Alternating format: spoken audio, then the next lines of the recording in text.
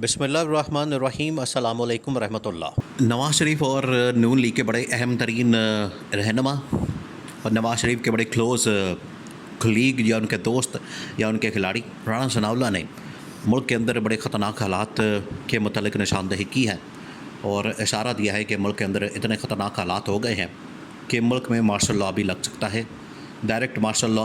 मुल्क के अंदर लग सकता है। और पिछले एक महीने के अंदर राणा सनाउल्लाह की जानिब से जो बातें की जा रही हैं, कभी उनकी जानिब से कहा जाता है कि मोहसिन नकवी वज़ीर-ए-आज़म बन सकता है, कभी उनकी जानिब से कहा जाता है कि वज़ीर-ए-आज़म कोई और भी बन सकता है, शहबाज शरीफ को गिराया जा सकता है, शहबाज शरीफ को हटाया जा सकता है और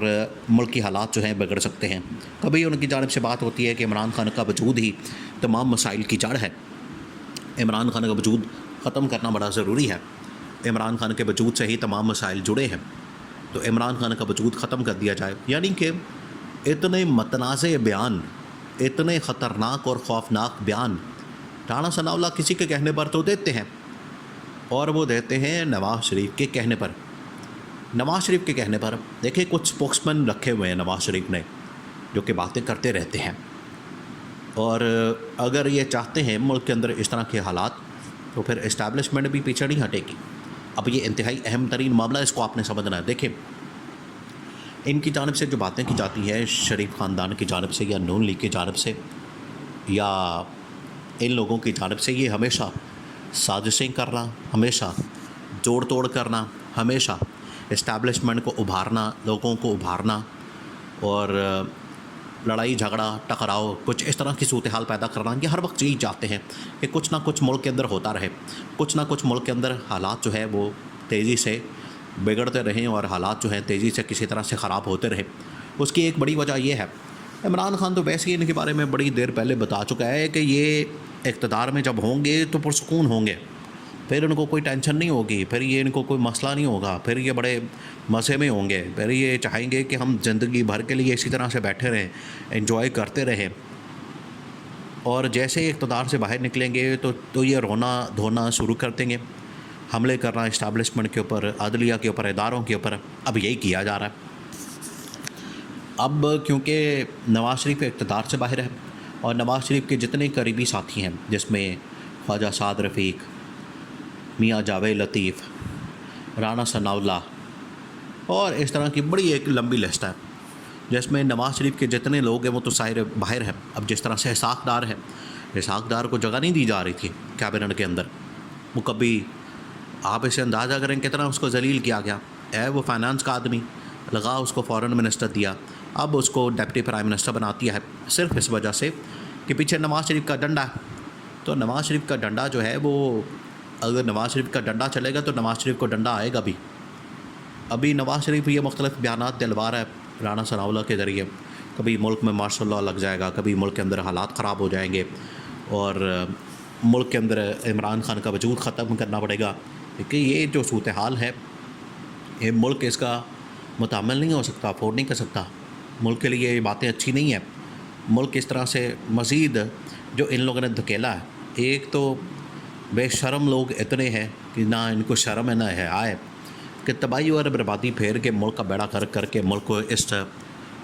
स्टेज पर, इस लेवल पर पहुंचा के अब ये कहते हैं कि या तो हमें हुकूमत दी जाए ताकि हम मुल्क में मज़ीद तबाही और बर्बादी फेरें, अगर हुकूमत नहीं दी जाती तो फिर हम मुल्क के अंदर अफरा तफरी फैला देंगे। इमरान खान इनको कहता रहा इस्टेब्लिशमेंट को, और इस हुकूमत को भी उसने वार्निंग दी है और इस्टेब्लिशमेंट को आगाह किया है कि ये आपके गले पड़ जाने हैं, इनकी वजह से अगर आप समझते हैं कि मुल्क में इस्तेहकाम आ जाएगा तो कभी भी नहीं आ सकता। अब ये जो सारा इकनॉमिक एक्टिविटी जितनी हो रही है पाकिस्तान के अंदर, इकॉनमी को रिवाइव करने के लिए